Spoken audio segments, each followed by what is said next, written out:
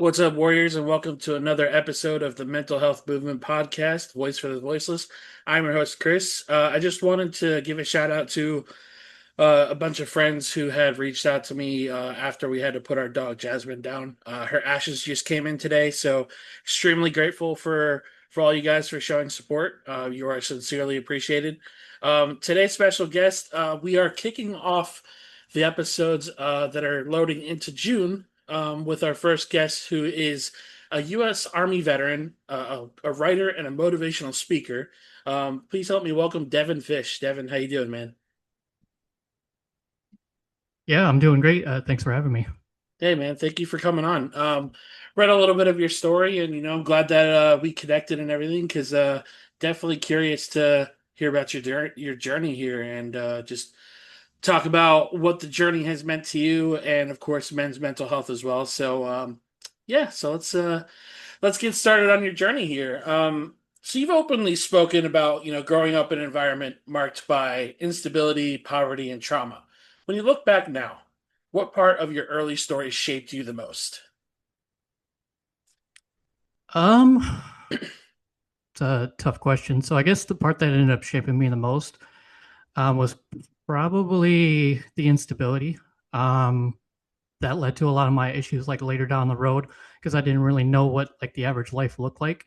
And even when I'm telling my story, sometimes for me it's normal, but like I've done a couple of other podcasts throughout the month, and they hear the story and they're like, how are you still around? And so that kind of, occasionally still shocks me. But that like instability, when we get into it a little more, I moved 16 times within 18 years. And, that's before I joined the military. Now that I've added it up, I've moved like 30 times already in my lifetime. And, I'm only 28 years old. So now it's kind of like an instinct to where I can just like move on the spot. But yeah, that instability had a huge impact on me. And, it took me, even when I joined the military, it took me an additional, 5 to 7 years to get my life back on track after that. And I can also speak to the instability part of what started my journey too, because I moved around quite a bit too. I probably moved in at least 20 something different houses by the age of 18, three different high schools in 1 year, two different middle schools. So if there's anything I understand, it's that instability, man. And the hardest part I feel of our journey, whether it's mine, yours, or whoever else is going through it, is trying to find what normal looks like for you and I. Right? It's what does healing look like? What does putting the pieces together and making sure that I'm not going to crumble? Because I was actually watching an Instagram reel before you had joined the call, and she was talking about how there's a complex trauma with people that live in homes that are, are afraid to hang stuff up on their wall. And I was thinking about it. I'm like, funny enough, when I first moved into this apartment, I remember my landlord, she used to live next door before she left the complex. And I said, is it okay to hang up stuff? Like, I've never had an apartment of my own, never had a place of my own without having to move 800 times. And she's like, well, of course, it's yours. And it's just one of those things that the instability, it scares you. It kind of invokes that fear. It's like, am I going to live here long enough to even unbox everything? Am I going to be able to put all this stuff on the wall and stay here longer than 6 months? Like, and when my landlord told me that, it just completely shifted my mentality. It's just like, holy shit, this is mine. Like, I'm paying for it. Nobody else is doing this for me. So I always find it curious that instability is such a, I don't want to say foundation, like instability is a great thing, but it's like the foundation of who we are. It's like, this is what I had to build off of. And your story starts where it started, right? And being able to come back from all that. And you said it took what? You said 5 to 7 years, I think you said, after the military? Let's see. So I joined the military in 2016, kind of when I started getting my life back on track. When I started counting it, was around like 2022. So yeah, that was for 6 years. Yeah. Um, when before you joined the army, like let's start right before you got there. You had mentioned that you struggled with like self-hatred and addiction. What did those battles look like from the inside? Like, because, when we think of addiction, when we think of, just insecure people or insecurities or whatever, we see what's on the surface. Like, it's like, oh, yeah, they're struggling with that. They're going to get through it. What did that look like for you on the inside? Yeah, so I guess to start off with my background, so I come from like Rockford, Illinois. So it's not very safe city. So it's rated like 5 out of 100 out like the crime index, meaning like 95% of the United States is, safer than us. I from the very start, I kind of like knew I was poor, which, added to that mindset. And then at the same time, I'm like constantly moving, nothing's really working out. Like I've lived in everything from like house, apartment, trailer, farm, all the way down to like, like a hotel at one point where we stayed for a couple days. Like I've lived with my aunts, I've lived with my mom, dad, grandparents, all over the spectrum and all over the city. Um, and then at the same time, I wasn't very religious either, so I didn't have like any faith to like fall on or anything like that. So it's just me. And so I'm looking at all these factors. At first, I blamed the school system, I blamed the city I was in, I blamed my parents. Faith wise, I start blaming God. And then at some point, I'm like, maybe it's just me. So that's kind of what that self hatred looked like. I kept going down the pipeline of looking for who to blame. Eventually, I got to that self hatred, and that's where my life got really dangerous. And there's a point in my life where I almost committed suicide, and I was thinking about it for like at least a month or two. Um, and so like it added up over like 22 years. It just wasn't like an overnight thing, but it's like so it started off of not caring for life because I was a small kid, I was silent. My last name's Fish, so I was easily picked on. Mixed that with instability, so I never stood at one school for too long. um yeah, so when you kind of like add all those factors, I didn't talk to anyone because every time I talked to someone, I thought it was going to like be retaliation or I was going to get bullied again. And that eventually turned into depression. Depression then turned into like that self hatred. So it was like a full. So it didn't happen overnight. It was like progressively got worse until I admitted that I'm like, okay, I need to get help. Otherwise, I'm going to die very soon. Was it after those suicidal thoughts that you thought you needed help, that you felt that you needed help, or did it come shortly, or did it come further than that? I would say, like, even as a teenager, I knew that I had a lot of issues going on. Like, I was pretty self aware of, like, I don't really like me from like a very early start in life. And I kind of kept rolling with it until like I hit rock bottom. So, like, in the year of 2019, I was blackmailed on several occasions because I did hate myself. And that self hatred led to me like looking for it into other people. So, for me, before I went to that hospital and before I was suicidal, I already knew I had the issues. And I kind of made my mind up before I went to that hospital. It's like, okay, do you want to live or die at this point? And I had to answer that before I accepted help. Right, Because I made up my mind then that it's like, if I go in this hospital and it doesn't help me, like I'm not coming back again. I'm going like 6 feet under. right. So take us to when you went to the hospital. What was that experience like for you? Yeah, so at the time, I was in Fort Hood. I was a sergeant, so I was newly promoted, didn't really know what I was doing. I was experiencing all these other things for life, and everything just kind of built up. And so I was sneaking off to see a military family life counselor. The reason I was doing that is that they can't write anything down, and they're not on a source. The only time they can actually say something is like if you want to harm someone or yourself. And so essentially, I use that to like, hey, I'm ready to in my life. I've been considering it. I was kind of stable by that time I admitted it, but I still wanted to say it, get it out there, and like confront those feelings. And I wanted to, go to the hospital at that point. Um, because it was like a day by day thing to where it's like, let me figure this day by day. And, I kind of had to keep asking myself that question. It's like, do you want to live or die day by day? Um, so that was a pretty tough part of my life. So one thing I want to say is I'm extremely grateful that you're here, man. And I think these conversations are super important to have, just for the simple fact that male suicide is at an all-time high, as you know. And I feel that the more we talk about it, the more we put all the cards on the table and say, hey, like this is a real thing and this is happening. You had mentioned bullying too. bullying is something that I dealt with for as long as I can remember, including my own father. It was always because of my weight, because I was a bigger kid growing up.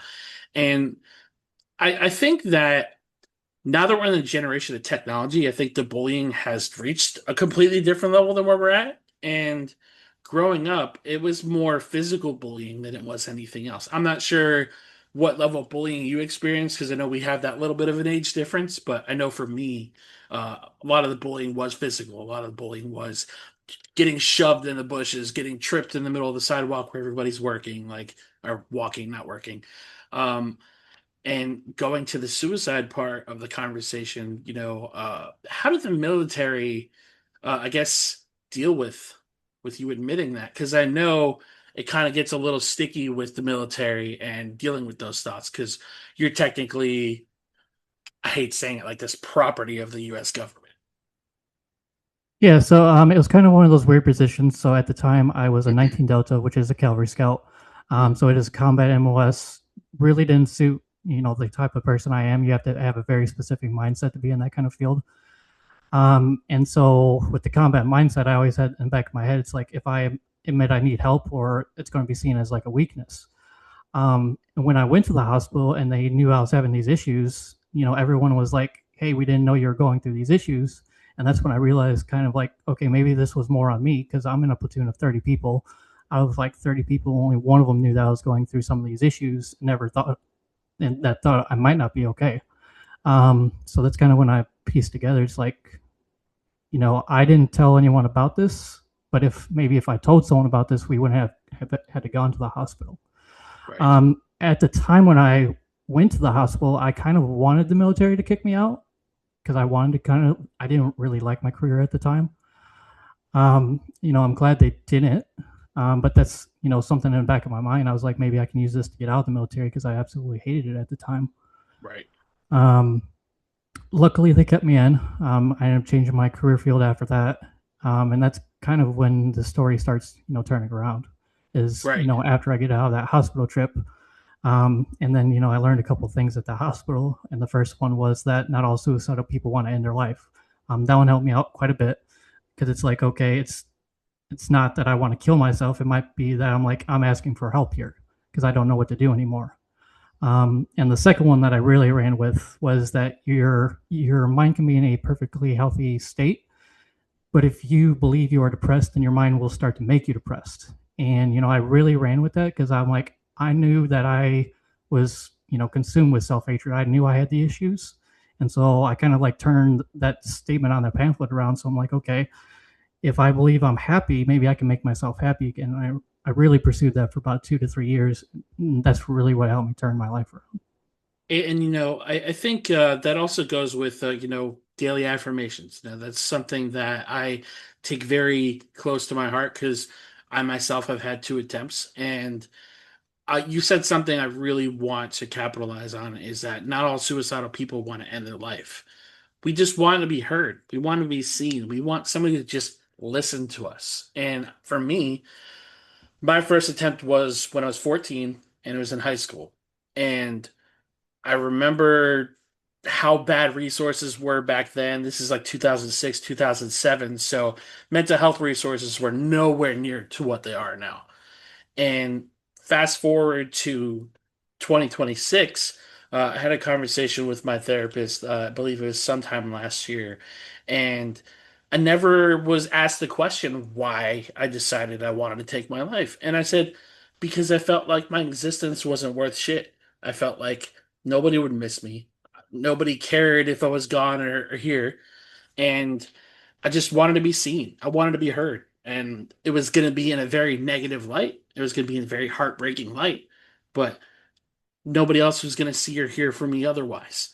And step putting my foot in the shoes of that 14-year-old kid, all I wanted was for somebody to show me that they give a shit. And at the end of the day, isn't that what we all want? We all want somebody that cares about us. We all want those affirmations from people saying, hey, you're enough. You deserve to be here and you deserve happiness. Isn't that what we all want at the end of the day? Right?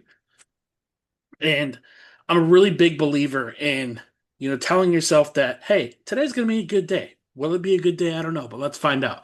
Keep telling your brain that every single day, eventually your mindset about everything starts changing. Your brain just becomes this sponge for all the better things, like being out in nature, go and watch a sunset, listening to your favorite music, whatever it is. When you welcome more positive in your life, things start changing for the best. And I think you had mentioned that's pretty much a testament to where your journey began. Yeah, it really is how you view it. Like I personally like my story now. Like I look back on my life and I'm like, I would go live it again.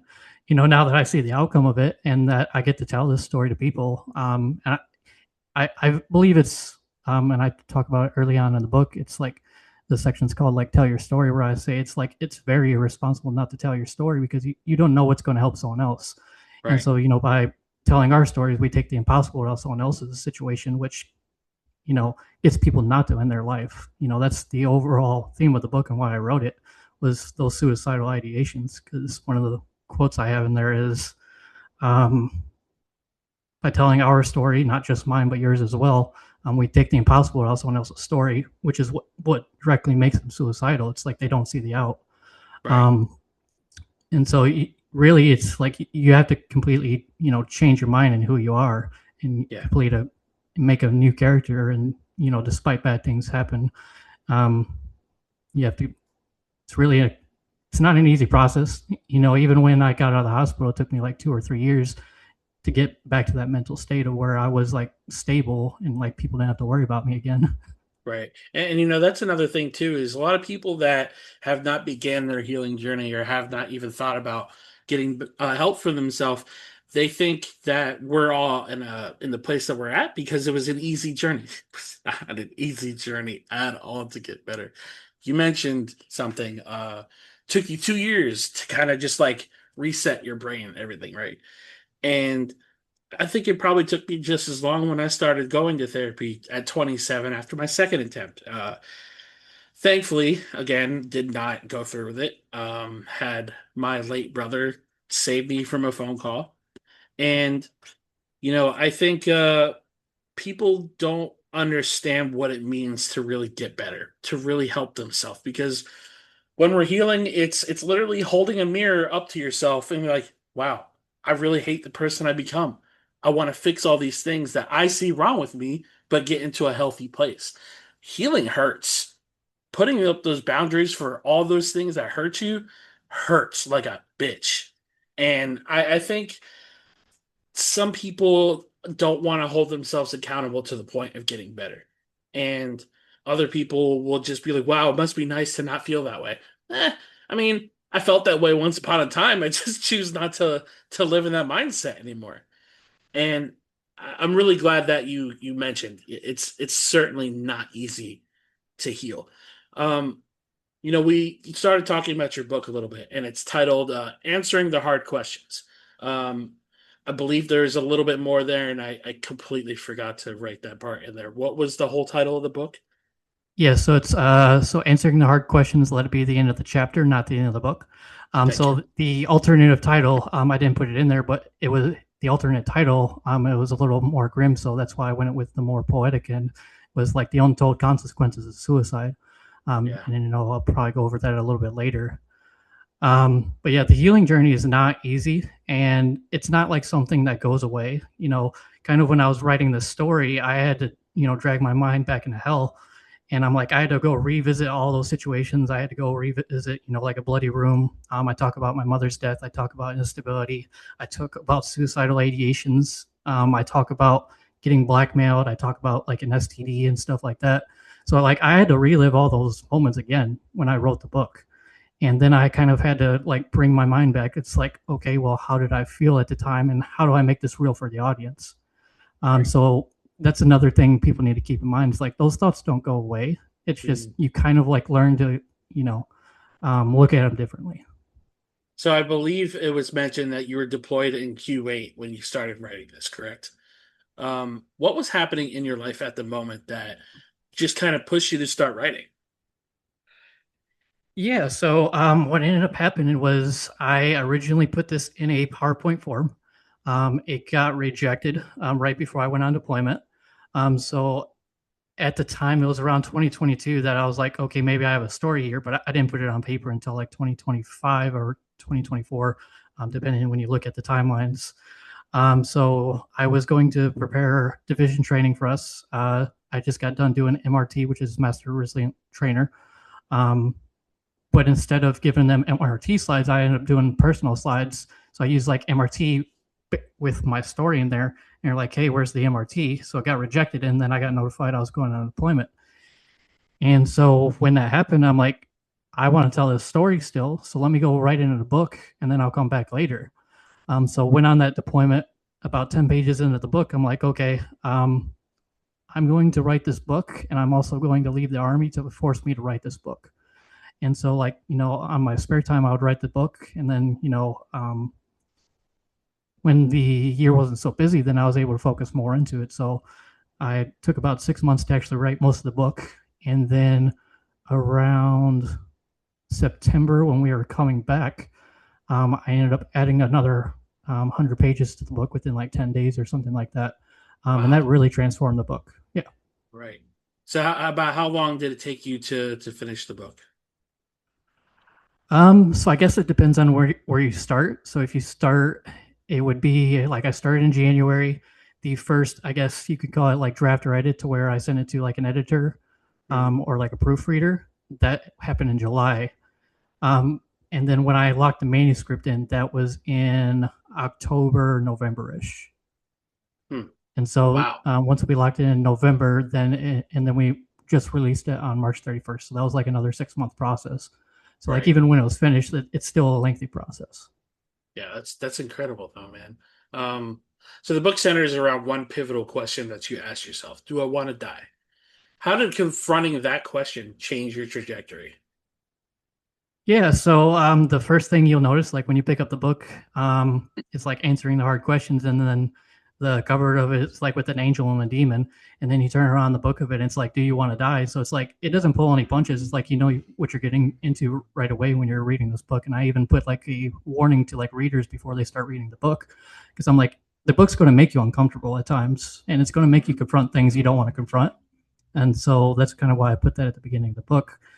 But like, do I want to die was led to like, well, why do I want to die? And it's like, it's because I didn't like who I was. I didn't like the life I was living. And then so it kind of made me look at the life, and I was like, I could probably do better than this. Like, if you read like the beginning of the story, it does not start out very good at all.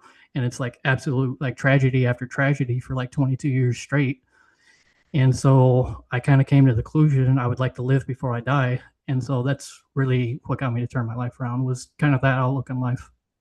And I feel like when you have those punchy little lines there, I am a really big believer in being as raw as possible. I'm all about filters. I'm all about trying to protect people when it's deemed necessary. But I also feel like when you have quotes like "Do you want to die?" in there, it's like, okay, this is the theme of the book, and it's inspiring and it's such of you're telling your story and it's all right there in your face. It's as raw as humanly possible, not holding anything back. And then it flips the script and pushes people to look at themselves in the mirror to kind of reflect on the things that they're dealing with in their life, similar to how you were. So I really can appreciate um, the in your face style of writing opposed to just kind of like dancing around what actually happened and trying to create a fictional version of uh of what somebody's going through. Yeah, and I actually almost did that with the book. It was the chief editor that actually told me, he's like, "Hey, you did a good job. You wrote a self-help book." He's like, "But you didn't tell your story." So that 100 pages that I added into the book was actually the memoir sections of the book. So in Wow. chapter one, where I summarized the story, that was like the only memoir portion, and the rest of it was like the self-help portion you see. And so I added like 10 pages to like each chapter, and that really transformed the book. That's where I got very vulnerable. That's when I told them like all the graphic details of my life. Hmm. And I don't, it's really, it turned into a different book. It's like almost like reading two different books now. Right. Um you included more than 70 introspective prompts. Which one do you feel is the most transformative and why? So me personally, there is one that is called complete honesty in there. So that one was a big impact of me because a third subject that I kind of get into when talking about the book, and that's where the cover of the book comes from. It's a section called "Going to War with God," where I talk about my early struggle with like faith and religion. And by the end of the book, I actually went back to it, which is why I added in chapter 6 that I opened the Bible once again. So that was the last thing I changed in the book before I actually locked in the manuscript to give like people like an opportunity to kind of like foreshadow what the next book will be. So Wow. in complete honesty, I wrote a call at the end of it. I said, "I'll leave the reader with this: in truth, you will find redemption." And then when I opened the Bible, I was able to find a similar line that says, I think it's John 3:21. It says, "For those who walk in truth will find the light," or something along those lines. I can't remember the exact line. And then and so that's kind of let me know that I was on the right track. And ultimately, that line, brought me back to God. So let's talk about that a little bit. Let's talk about the importance of just kind of having a belief system because I was talking to my best friend about this earlier. Just kind of his anger with God, similar to yours, and I said, I can understand why people feel certain ways about just religion and the belief of God. I to an extent because there's a lot of evil in this world, quite frankly, and you and I have seen the various versions of what evil could look like, right? Tell us about how important having a belief system and how important your faith is to you, especially in your journey. Yeah. So it's been a long one, and it's so when I originally wrote the book, I wasn't really a Christian, but by the end of the book, I kind of convinced myself like I'm going to go look into Christianity, and within like 2 months, I read the Bible, and then I completely went back to it. So that's been a complete change in my life right now, and so now I'm like revisiting my own book, and I'm like, okay, what can I keep and what needs to change again? So I'm really rewriting everything again, and coming up with an entirely new belief system from that. It originally, I don't think it, I wouldn't say it started with God originally. Originally, it kind of started with like believing in myself again. And Mm, it's maybe from a standpoint, it's like I kind of had to find the love for myself before I went back to God because it's like, it was one of those, I still don't know how to explain that. It's like one of my reflections now is like, if I don't really love myself, then I'm also saying that I don't love the person who created me, which would be God in this situation. mm, So I kind of had to build myself up from the base from that. 2022 is when I started acknowledging, okay, maybe there's a God that's been writing, my story as well. And then 2025, in 2026, that's when I kind of fully went back to that belief system. Um, but when I wrote this book and I wasn't a Christian when I wrote, or when I wrote it, I kind of said that already, but um, you have to believe in something because if you believe in nothing, that's probably where you're going to stay. yeah. I think I talk about that very briefly in the book, and it's one of like the shorter segments. um, but you're going to, and then sometimes, what was it that I said in there? I said that sometimes when you look in the mirror, you remember who you were supposed to believe in. Hmm. Yeah, I love that. And I've been towing the line on my belief system for a very long time, and I remember when I kind of came to a head on I guess essentially a war with God as well. It was the month and year that my brother was killed in a car accident. And this man was so devoted to God, he was his whole family, just a beautiful human being. And I just remember us sitting at the funeral and the pastor that his mother had chosen was just talking about like, oh, God gives you depression, and it's God's plan for Santi to be up there, and I'm just thinking to myself, it's like, what does all of this have to do with Santi? Talk about Santi, and I just remember repeating that same line in my head. Tell us about how beautiful of a human being he was. Let his friends come up there and talk about how much of an impact this man had. And then I finally started to understand a little bit more. Like, okay, this was his love for God, his devotion to Jesus Christ. And we were seeing what that community does when a passing happens. And I guess I didn't understand it because I was just so angry that he was gone, that he was taken away the way he was. And fast forward to now, I have a belief system. I just don't call it anything. I don't label myself as a Christian or anything like that. I believe there's something. And I've seen signs of that something that I just can't put my finger on that Mhm. pulse. But I'm a really big believer in karma. I'm a really big believer in putting energy out there.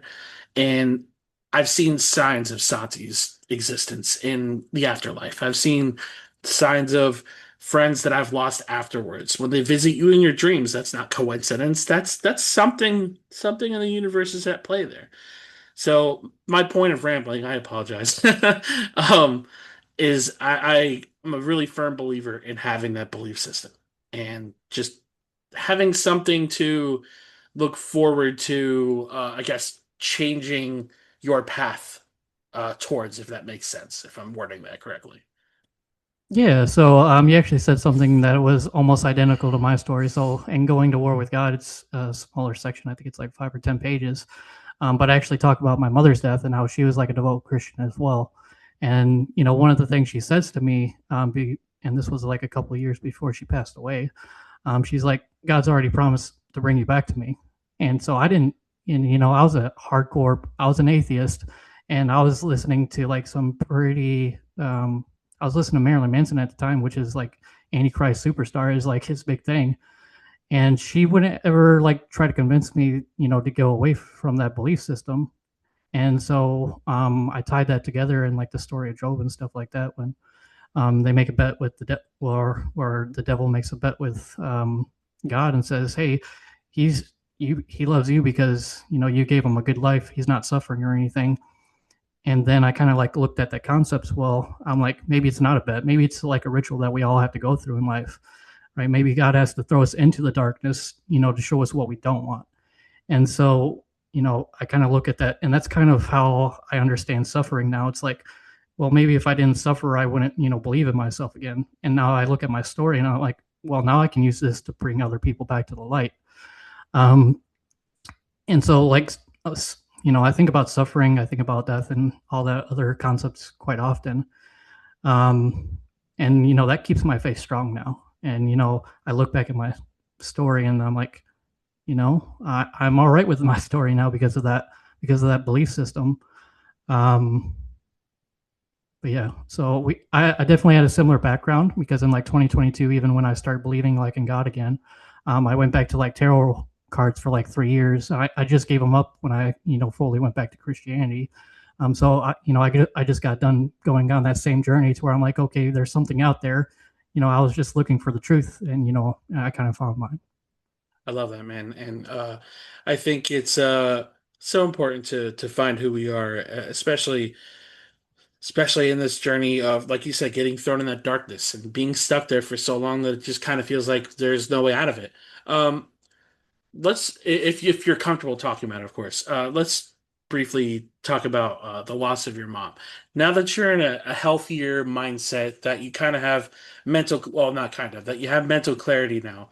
How do you deal with grief now? Because as you know, obviously, grief doesn't really ever go away. You just kind of grow around that hole in your heart. How do you deal with grief now?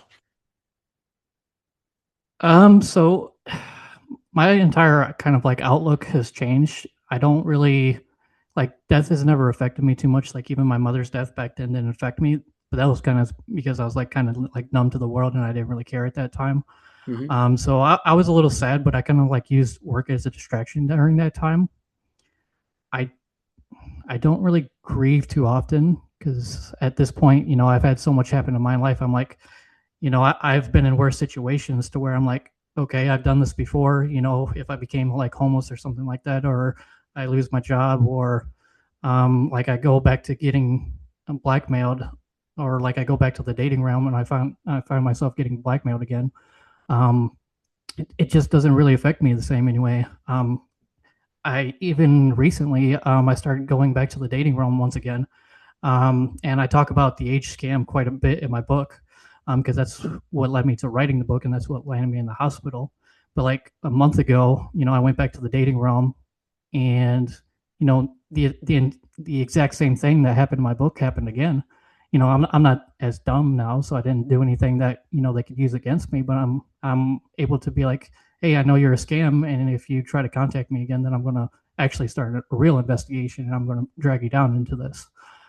So I'm a lot more resilient to it. And I kind of just look at it as from the point of view as like everything happens for a reason. So like anything negative that happens in my story, I can then use it for someone else's story and help them out of their situation. I love that. And I think that's one really good thing about our journey is, using that pain to help others, right? And continuing these conversations. Within the last 8 month span, I've lost a really good friend, not pretty good friend to suicide in October. February, I lost my grandpa, and last week I had to put my dog down. And that was all in that short span. And I remember the session I had with my therapist after my grandfather died, and I just said, I'm tired of living like this. Tired of waiting for the next punch to come. And I'm out of tears. Like I'm just mentally exhausted. And I shit you not, Devin. After that session, the day after, uh, I cried for like 20 minutes about my grandpa in the therapy session. The day after, I get a promotion at work. And it was just kind of like somebody's looking out for you because it's kind of like the universe was listening. It's like, all right, give you a little bit of a break because this is a lot. And I think, again, just going back to using our pain for good and telling our stories and sharing our pain, sharing the fact that we're not okay at times, and that's okay. And I think a lot of people just have a really hard time admitting that they're not okay. And I'm really grateful to hear that you're in a place now where I don't want to say numb to it, like you said, resilient to the pain. Obviously we're still going to get hurt one way or another, but our pain has taught us so many lessons. Our pain has taught us how to deal with future situations if it happens again, like you just mentioned. Yeah, like even when I was writing the book and I was waiting for it to actually come out, I was posting stuff online and stuff like that. But like I think it was like 2 or 3 months ago, I just had one of my friends that used to be in the same scout platoon I was in, and he just ended his life recently, and that came out of nowhere. Like I talked to him like the month before, and he seemed like he was doing good. Talked to some other people, they're like, yeah, we talked to him as well. He seemed to be doing all right. And then one day I just see on Facebook, he just ended his life. And so it's like it was really unfortunate timing too, because the book was right around the corner. I was like sending copies to people and everything like that. And the very unfortunate part was like I went to we used to work together at Fort Hood. But right now I'm still a career counselor. I'm still not out quite yet. I still got like a 2 3 weeks left in the army paper wise. But I work at Fort Campbell in the 101st Airborne Division, and so he was at Campbell as well. So like we're literally across the street from each other, and he could have came down the road and we could have had a conversation. And that was one of the things why I didn't want to wait on writing this book, because I was like, I wrote a book with like no reading experience, no writing experience, and that was kind of my main thing. It's like, okay, I have time in my life, at least I feel like I have time, but it's like, does everyone else have time? Yeah. And then that really hit me. When I saw that message, I'm like, I was like 2 months away from like releasing this message, and Hmm. I was already doing like suicide awareness training and everything like that. So it's like I would have talked to him all day long if he would have just called me and said what's going on. Yeah. And so yeah, Um, just want to say I'm so sorry for your loss, man. It's not an easy thing to talk about. And I think when we allow ourselves to stop and think about it, I think is the hardest part. And I remember when my friend Brian took his life in October. I just remember having, and I'm gonna lead this to a question, because this is how I felt after he passed away.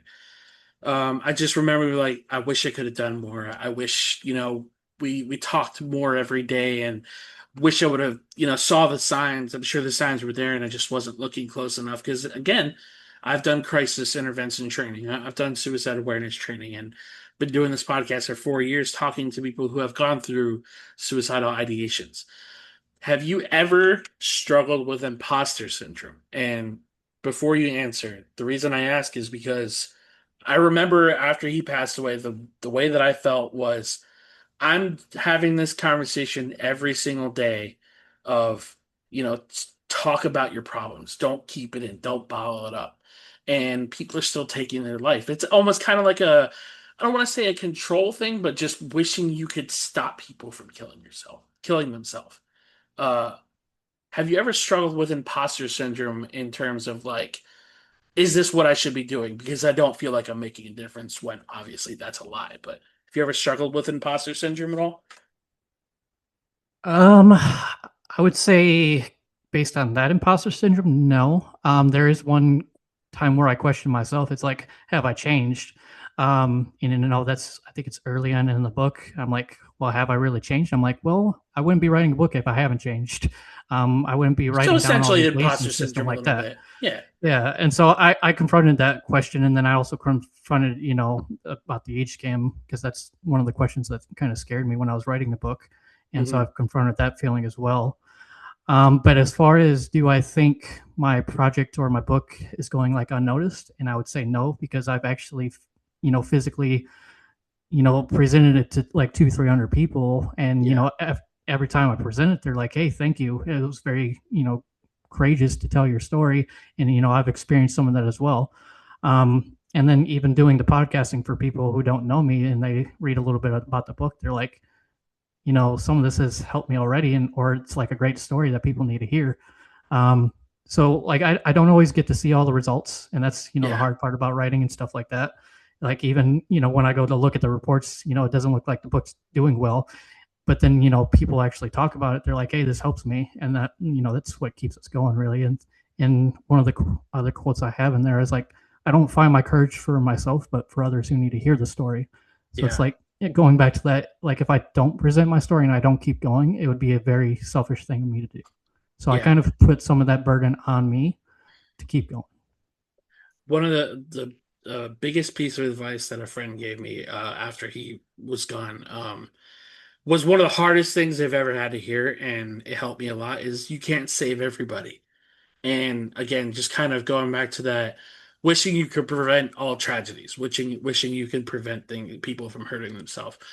It broke my heart, but it was like one of those things, kind of like uh, not in a sense of like broke my heart where it hurt me, just kind of like shedding that extra skin that was perhaps over my heart, saying, this is not reality. You can't control how people feel. You can't control people's negative thoughts in their head. What you can do is be there for people and keep doing what you're doing. Similar to what you said.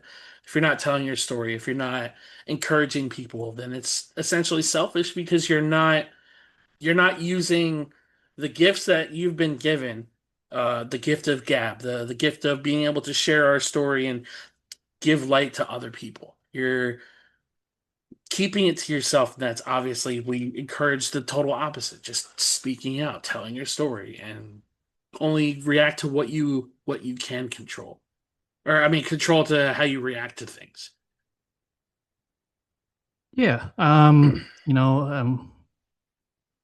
Yeah, don't have too much to add to that one actually. Um, and it's kind of one of those weird spots because even when I got the message and I saw the person take their life, I'm like thinking, I'm like, what could have I done differently? I'm like, but I've been in that mind state before. It's like there's probably nothing I could have actually done because it's a self decision. It's like they have to make that decision for themselves, and that's where the book gets a little controversial and risky at times because I'm asking people, do you want to live or die? And Mhm. some people are hopefully most people say they want to live when they read the book, but some people are going to make that decision. You're like, well, I think I'm going to die still, and Yeah, there's nothing I can do about that. That's their decision, unfortunately. yeah. How do you feel the military structure and culture influenced your healing? Um, so when I kind of like admitted myself in the hospital and people like were supportive, that helped a lot. I think we're getting, out of that era to where like you don't we're not shunned anymore for getting like mental health evaluations or stuff like that, depending on your jobs. Certain jobs have like a they have more of like a zero tolerance policy depending on what their job is, because some jobs are more sensitive to others, Sure. especially like when you're working with people and stuff like that. But there's plenty of programs. It's just we need to get people who are vulnerable enough to tell their own stories rather than just reading off a PowerPoint. And so Yeah, that's kind of what I've been trying to do. and it's interesting how the culture has changed in sense of military, where maybe like 10, 15 years ago, I don't know when policies started changing exactly, but you weren't able to tell people you had mental health problems. So it was just kind of like, yeah, you're gone. We don't want you here if you have those kind of problems. And of course, you mentioned that there are certain jobs that require you to be 100% straight arrow and not have any problems. And, I get it. There are very mentally intense jobs that are in the military and just, in general. So I understand why they wouldn't allow, I guess, mental health issues there. But I think that also, I don't know, maybe perhaps can push somebody towards getting mental health struggles. I don't know. Do you ever feel pressure to be strong in ways that made it harder to address your mental health? Um, I would say that was probably the biggest reason. It had a lot to do with fear, like early on. Mm, But the other part was like I kind of grew up isolated. I kind of had to raise myself based on, my parents, their decisions weren't always the best. So I kind of had to figure out life on my own. yeah, Like I didn't have like any big mentors when growing up, there throughout my life. So like, I went to school, I was bullied, so I kept quiet. So I kind of had to figure everything out. And so for me, asking for help, it was 30 seconds of courage, but it took me like, years to tell someone that I actually needed help. yeah, So yeah, that was definitely a struggle for me to admit that I need help, and I can't keep doing it on my own, even though I wrote a book about doing it on your own, ironically. right. I think the hardest thing for me was, I think it didn't happen until maybe I want to say like probably when I turned 30. I kind of made the discovery that I struggled crying. Not that I couldn't, but it would hurt when I cried. And I told my therapist about this, and I actually had a conversation with somebody I interviewed, who had similar struggles that you and I had growing up. And, just kind of that stigma of, men having to man up and, not talk about our feelings and stuff. He's like, if you ever notice that whenever you try to cry and your throat starts closing up, because that's what was happening to me, he's like, you're not allowing yourself to cry because you have that in the back of your head, like, oh, men don't cry, you don't show your emotions. And I struggled so hard to cry when my brother was killed. And I felt like something was wrong with me. I'm like, this dude meant the world to me and he literally saved my life. Why are you not crying? And so you didn't give a shit about him. Obviously, that's not true. I did. And after that conversation, I remember just sitting in my living room. I think it was after that therapy session, and I cried for at least like 30 minutes. Like it was the first time I've ever actually just let go. And I think just for the longest time of having that stored up, kind of like what we were saying earlier about bottling up your emotions and your feelings. And obviously, there's that weird societal expectation of men that where they're protector and the provider in the household, right? We're always meant to stay strong. And my counterpoint to that is you can be the protector and the provider for not only the people around you, but for yourself too. And I think when you protect yourself to the point of, hey, I can cry just like anybody else, but I can also encourage the men around me, encourage the people around me in this house that, hey, it's okay to feel this way. And you're going to bounce back. And when you feel your feelings and you feel the shit that you're going through, it makes healing and getting better a hell of a lot easier because you're not holding anything back. Yeah, I still go through kind of like that same struggle to where I still have like the itching in my throat to where I don't really always allow myself to cry.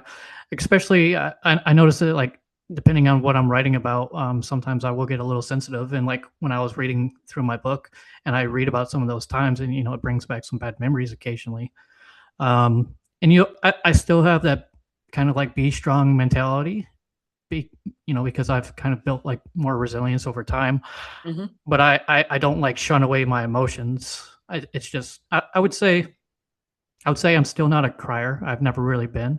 Yeah. Um, but I'm not afraid to like confront what I'm thinking about. And, there are times like when I'm reading and sometimes I will just sit with myself and think for like an hour or two about like what I'm actually thinking about.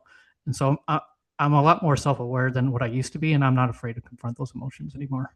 I was just gonna say that self-awareness is so powerful, man. Like when we're aware enough to acknowledge that things make us feel a certain way, you're like, oh, why is that still a trigger for me, or why does it still bother me? Again, that's part of our healing journey. Like we were talking about earlier, the healing journey never really stops. Kind of like sobriety. Sobriety is an everyday battle. That's not just a, well, I'm 12 years clean, I'm good now. You can be tempted to have a drink and that 12 years is gone. I've seen it happen. It happens. And I Mhm. think people like I'm glad there is that accomplishment of people that say, yeah, I'm 24 years sober. I love that. I love that that's a thing. But I also feel like it puts a lot of pressure on the people who are starting out their sobriety journey. Like, oh, 6 months, shit, they're 24 years. I'm never gonna get there. Well, fuck, I'm gonna go get another drink and just wash away how I feel. And that happens a lot. And I think the self-awareness piece of us healing is so many of people that are starting this journey are not self-aware enough to understand why things are affecting them the way that they are. So they just keep doing the patterns that they're accustomed to. And that kind of brings me to this next question. You've spoken about breaking generational cycles. What does that phrase mean to you personally? Yeah, so I guess, like a generational cycle. So my parents were pretty much grew up in like the city we we're from. They both struggle with like drug and alcohol addictions. So my mother was more into like the pain medication, and I found out that recently it was like heroin as well as like she was a heavy smoker constantly. My dad, he was into drinking and drugging. At the beginning of the book, I talk about is to where it was 2016. um, I was getting ready to head to basic training and I was getting ready to graduate high school. Um, Came back to my apartment, got off the bus, and our apartment was swarmed with like police vehicles. And I kind of put in my head because I was already having a rough life. I'm like, I'm not going to have a good day, am I? So I walked up to him. Yeah, I walked up to him, and they're like, "Hey, we're not going to allow you to go in this apartment. We can't allow you to see what's going on in there right now." So they had to escort me off the premises. They had to take me 2 miles down the house, down to my aunt's place, and they pretty much told her what happened. They're like, "Hey, your dad got tased and sedated. He's in the hospital right now because he resisted arrest." So we ended up going to the hospital to see him. Get there, his arms are covered in blood and cuts and everything like that, and he's, um, also handcuffed to like the bedpost and stuff like that. And he's pretty angsty right now because he doesn't want me being there. He doesn't want his family seeing him in that condition. And then they tell us what happened. Well, he drank Fireball whiskey and combined it with cocaine. So essentially, he went like nuts in that apartment. And then after that, I still had to go to school. I think it was a Friday, and I still had to go to school Monday. So I had to go get all my stuff back from that apartment. We opened that door, and you would have thought someone murdered if you didn't see him in the hospital because everything in that apartment is covered in blood. So there's like blood on the floor, the walls, the ceiling. Everything is broken in there. Like we had a glass table at the center. I imagine that's where all the blood came from. But there was also like he broke all the cabinets. He broke the refrigerator open. He broke like the tables, laptops, the TV. And then we also had like an AC vent that was like hooked into the wall, and he threw that like through the window somehow. And so that'll tell you like how hyped up he was at that time. And so, I'm still a teenager at this point. I'm 18, getting ready to head to the army, and this kind of stuff happens. Um, and so, kind of leaving Rockford and leaving for the army was kind of like a new start to life. Same thing with my mother. So once I got to my first unit, I was heading my first unit at Fort Hood, Texas, as a cavalry scout. Um, got a phone call from my mother because it was like 2 weeks from my birthday. She's like, "Hey, how are you doing? How's the unit?" And she wanted to wish me a happy birthday. Average conversation. And then I get a different phone call the next morning from the Red Cross. They're like, "Hey, your mother's not doing good. You need to come back to the States." And say, "Okay." So got there, and essentially what happened, she was still on her pain medication because she always had back issues, so she couldn't get off the pain medication, even though she was addicted to it at times. And I got there and they're like, hey, the medication had a bad reaction to her brain. It fried her brain from the inside out. And I'm 19 at the time. I'm also the eldest son. So the moment I get there, within like 5 minutes, they're like, hey, you're going to have to make the decision if you keep her on life support or let her go. I decided to let her go at that time because I knew she was like religious and that's what she kind of would have wanted. But the nurse also walked in when I was having that conversation with my aunt. They're like, hey, we have to let her go no matter what. There's like nothing we can do at this point. And so, at 19, getting ready to head to my first unit at Fort Hood, Texas, I had to sit there and watch my mother die. And so I, right now, like, even my dad, he's doing a lot better right now. So he's actually been sober for like 3 or 4 years.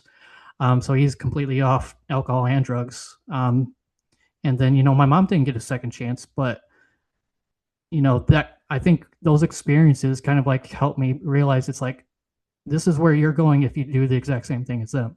So like I don't drink, I don't drug. I've turned my life around. I've made the military career at this point of 10 years, even though I'm getting out. But it's like I've been in better financial situations than both my parents. And my dad will look at me, he's like, you're doing better than me right now. Um, and so yeah, that's part of breaking that generational cycle is like wanting to be something more and Yeah. being able to see what's going on with your family and being like I I want to do something different. Yeah, and I think being the eldest son, I can also relate to just how the behaviors of our parents growing up just kind of really affected us when we were older and just taught us of how we didn't, what we didn't want to become. From moving to the cops always being involved in my life, I remember specifically there was a time, I think it was 2000 and want to say 2009. My mom faked her kidnapping to get money from my father. And, at this point, they've been divorced for well over 9 years. So, they haven't been together in a long time. But my sister was still young. She was getting child support and everything. And one of the police officers that worked on the case after I graduated high school happened to be one of my professors. After the first day of college, pulls me aside after the class is done. He's like, "Hey, is your mother so and so?" Because I was one of the detectives that were working that case, and I just kind of gave him that wide-eyed response. I'm like, yeah, that's my mom." Like that was the really eye-opening for me because it's like I'm going to be nothing like either one of my parents because they did. And I know the old saying is, parents aren't given a manual on how to raise their kids and everything, but neither one of them did their best ability to make sure that we were mentally prepared to become adults. Because my dad is probably one of the most emotionally immature human beings I've ever met, and my mom just doesn't hold herself accountable to anything. And I think breaking that generational curse, that cycle, if you will, is something I will always be grateful that I was able to do because I've never been arrested, never have I, dealt with the police in any negative manner, and I'm nothing like either one of my parents. I take great pride in that, and I'm glad that you were able to use your pain that they kind of dragged you through into creating what you've created. Yeah. Luckily for me, I how I view it is like my parents like made bad decisions, but they weren't necessarily bad people. Hmm. I've heard some of their stories and I think they had a rougher life maybe than me. Like I don't know their full stories, but just from the few I've heard, it's like, at one point they were children that going through the same situation I was. Hmm. Um, and so like I don't blame them for anything. And then my dad ended up you know helping me stay off the road he was already on by some of those decisions he made, and so that kind of helped me keep going. And he knew it at the time. He knew he had issues as well. And then one of the things he's like, I don't want you to be like me, and he knew that. And that's something that's helped me over time. Like even when I was like little, he would like pick on me. He would like push me around and stuff like that. Not to hurt me, but it was like to build me up because he's like he knew what our family came from. So he knew his last name was Fish. He knew everything that life threw at him. So he's like, all right, I'm gonna have to make this guy a little tougher because life's not going to be very fun for him. And Right. so he kind of knew that, and so that helped a little bit. So, if someone's afraid to face their own hard questions, where do you feel they should start? I mean, if someone can't answer their own questions, guys, I guess because they like that self awareness or accountability, it's like find someone who's going to be completely honest with you, whether that's like a friend, a family member, or like even if you start like counseling stuff like that until you can get to that point. Um, like it doesn't have to be just you. In fact, it can be very dangerous. When you listen to my story, you listen to your story, like both of us almost ended our lives because we wouldn't tell anyone most likely about our situations. um, so yeah, if you don't have it, don't worry about that yet, and find someone that will have those tough conversations with you until you're mature enough to be like, okay, this is what I need to fix. That's such great advice. I'm a really big believer in networking and just communicating with people that will give you the truth. And also, just to throw this resource out there too, for anybody that is needing somebody immediately to talk to, you could always turn to the 988 number. It is the crisis hotline, the suicide hotline. Um, they're not necessarily just there for if you're feeling suicidal. I have called them in times of loss in my life, and they have some of the greatest counselors I've ever talked to. It's no charge. And they also give you a free follow-up too. So highly recommend that resource for anybody. They are wonderful people and it's such a great resource. And love what you said too, man, because I think it's so important to just tell somebody, hey man, I'm not okay. You don't have to give them your life story right away. It's not all of us are ready to do that right away, you know. But if you tell somebody that you're not okay, you never know who's going to listen. Yeah. That was a part of my story. Like, even when I didn't want to tell anyone, I still snuck off to go see a counselor. I give people some tools to be able to do it alone, like if they are alone in their life and stuff like that. Like, I completely acknowledge that for people who are in that space and like have no really other option. So I also give them tools for like that. And I even, put it inside their head. I'm like, you can get help, but you also got to acknowledge that you're the only one that's going to be in your head 24/7, and you're the only one that can stop whatever voices are on in your head. Yeah, So eventually you do need to get to that self-awareness. It's just everyone's going to start somewhere different. absolutely. So this last question that I have, I kind of try to rewrite it for every guest that I have on here, and for you, I had specifically around your story. If you could speak to your younger self, the version of you before the army, before the book, what would you tell him? Yeah, so I actually confronted that question in the book. It was a smaller section in one of the memoir sections. But I essentially said to myself that I'm like, I wouldn't tell me anything. I would let me go through all of it. I'm like, that experience is what, ended up shaping the character you see today. And if I told him anything, then, he wouldn't appreciate it. He probably wouldn't listen either because he was pretty rebellious. So Interesting. I would let my younger self to figure out on his own. Yeah, I love that. I think it's a great perspective, and I think it's something that's very real. And I think some of the hardest trials that we've had to face, we've had to go through alone to figure out. Um, Obviously, don't recommend going through what we've gone through alone. Um, but like I said, I can't stress enough the importance of finding people that you can trust and just have that conversation of not being okay.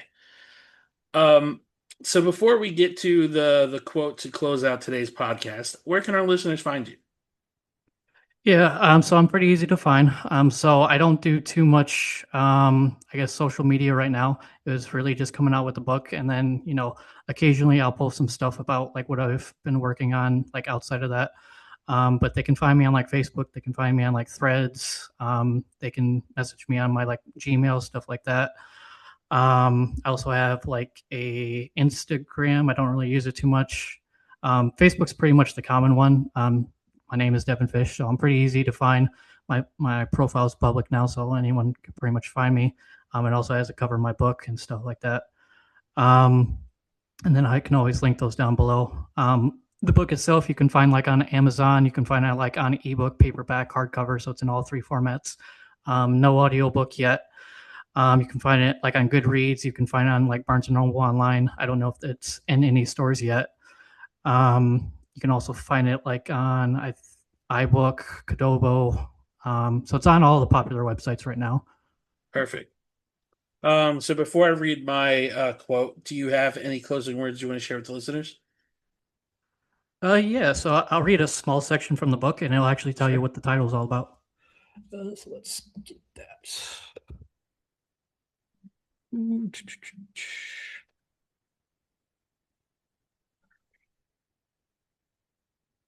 Alrighty, so the title of this section is actually called "Let It Be the End of the Chapter," not the end of the book. So towards the end of the book, I actually took the title and I made it into its own individual story. Um, and I think this is one of my favorite sections of the book. It's pretty short. So the first chapter of the book, how fitting that is also part of the end. What started just as a title will now be a story. It's a lesson that is echoed throughout the book, but is yet to be explained. It's the ultimate choice you have to make when life itself has become questionable. Imagine you were reading a book, this book to be exact. Maybe you had a life that makes mine look elementary. You're looking for the to life and death itself. That is the purpose of reading a story. You're looking for the connection, that one sentence that can turn your life around. The more you read, the more you're entranced you become. At the beginning, you thought you were alone, but now you clearly see that everyone goes through their own test in life. The author is now at the most vulnerable place, giving you a small glimpse into hell itself. Perhaps it's the same hell you find yourself in right now. While you told yourself just one more page, now here you are deep into the book. You turn to the next page to find how the narrator made it out alive, but the page is blank, which means that it's the end of the chapter. You turn to the next page to discover it's also blank. You begin to panic as you realize that it isn't the end of the chapter, it is the end of the book. No hope, no redemption, no change, no second chance. All you are left with is emptiness. When you end your story too early, it doesn't just affect you, it affects everyone who needs to hear your story. You lost hope and therefore took it away from everyone else. Let it be the end of the chapter, not the end of the book. Mm, I love that. That's powerful. Thank you for reading that, man. Um, Today's quote, I didn't have an author attached to it. I found it on social media and thought it was really appropriate, especially given our recent question. It's not always obvious. Sometimes it's just little things. They're quieter than usual. They don't laugh the same. They seem distant, tired, not quite themselves. Nothing dramatic, nothing you can clearly point to. And it's easy to miss if you're not really paying attention. But sometimes those are the people carrying the most. Remember to check in. Like that. Straight to the point, and it's one of those things where we always hear check in on the strong people, right? We underestimate how much people that are always smiling are going through. We've seen it in history, Chester Bennington, Robin Williams, some of the most giving human beings to the people around them, comedy and music, both of which took their life. And we would never be able to see the internal battles that they were facing because they were always smiling, because they were always giving to so many people. And I think it's just so important to keep these kind of conversations going, man. Really big believer, and my grandpa taught me this lesson is, smile at your neighbor, ask how somebody's doing. You never know how much that one sentence can change somebody's day. Again, like we were talking about earlier, changing the trajectory of our story. All it took was that one decision and that one conversation that we had, and changed everything. So what I leave everybody here with is smile at your neighbors. Just check in on your people. Make sure that people are okay because we're a lot of us are struggling. A lot of us are not very good at expressing it. So check on your loved ones. Check on the friends that you feel are doing the best, might not be doing the greatest. Um, Devin, I just want to say thank you so very much for coming on today's podcast. Your story has been very inspiring, and I think you're doing really great things, and I hope to see your book just take off because you absolutely deserve it. Yeah, thank you for having me. I love telling my story. Of course. And have love having the conversations as well, seeing that I'm not alone. And that, it sounds like you almost have like a very identical story as well. So Yeah. For all my listeners, as always, thank you so much for tuning in. Until next time, be gentle with yourselves and much love.